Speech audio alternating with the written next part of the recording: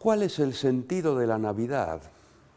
Conviene recordarlo e insistir en ello porque en la cultura actual las cosas están muy confundidas y en general observamos que la Navidad queda como absorbida en un genérico y plural las fiestas. Para referirnos al sentido propio de la Navidad, recojamos este carácter que nos viene de la tradición. Los padres de la Iglesia decían que todo acontecimiento de la vida del Señor es misterio y ejemplo. Es decir, en primer lugar, es un misterio, es decir, una realidad sagrada, una comunicación de Dios a nosotros. Y luego también es instrucción para nuestra vida. Misterio. Vaya si la Navidad lo es el hecho de que el Hijo Eterno de Dios se hace hombre para comunicar al hombre la vida divina. Entonces se da, como también dicen los padres de la Iglesia, entre el hombre y Dios, entre Dios y el hombre, un admirable intercambio. San Ireneo, por ejemplo, dice que la gloria de Dios es el hombre viviente y añade, pero la vida del hombre es la visión de Dios. Y dice algo que parece exactamente lo contrario. La gloria del hombre es Dios. Está refiriéndose precisamente a esta especie de circulación que hay entre lo divino y lo humano. Es decir, Jesucristo, el Hijo Eterno de Dios, ha venido asumiendo nuestra naturaleza humana y nuestra mortalidad para ponernos en comunicación con Dios, con la vida de Dios, para permitirnos saltar ese abismo que el pecado ha creado entre el hombre y Dios. Por eso esta es una realidad sagrada, la Navidad. Y tenemos que recordar ante todo eso, Jesucristo ha nacido para nuestro bien sobrenatural, eterno, para comunicarnos de Dios la vida eterna. Bueno, y luego digo, la Navidad del Señor, como todos los acontecimientos de su vida temporal, es también un ejemplo para nosotros. ¿Qué podemos aprender de la Navidad?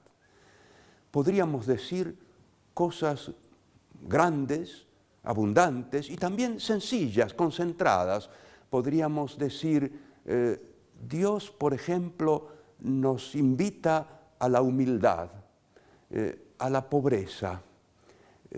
Si nos referimos al acontecimiento de Navidad, lo que aparece en el Evangelio, lo que se nota en la imagen del pesebre, por ejemplo, ¿no? Que el Dios glorioso, el creador del universo, su Hijo que es el Logos, la razón, el plan de Dios sobre toda la creación, nace como un niño inerme y en un pesebre, en un lugar marginal, en una zona donde nadie puede recibirlo con un enorme aparato, con grandes aplausos, como los grandes de esta tierra. Nace como pequeño, el grandioso nace como pequeño. Y para iniciar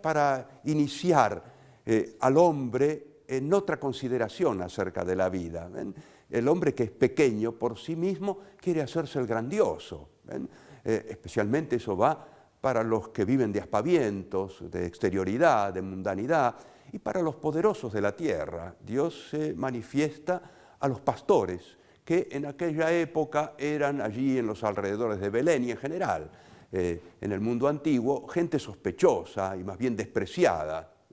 Bueno, nos enseña eso el Señor, nos enseña la humildad, la pobreza de corazón, la sencillez, la cercanía a todos, la bondad, la paz. El mensaje de la Nochebuena es precisamente a los hombres la paz. Dios es la gloria y a Él corresponde que se le dé la gloria. ¿Y qué le da Dios como prenda de su comunicación a los hombres? Les da la paz, a los hombres que son el objeto de su complacencia, de su amor. ¿Ven? Entonces, este es el sentido de la Navidad.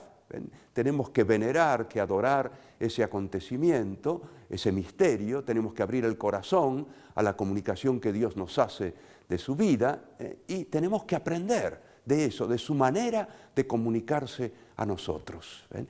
Y es este sentido de la Navidad el que va implícito, debe ir implícito en el saludo que en estos días nos dispensamos. Como yo le digo a todos ustedes, muy feliz Navidad.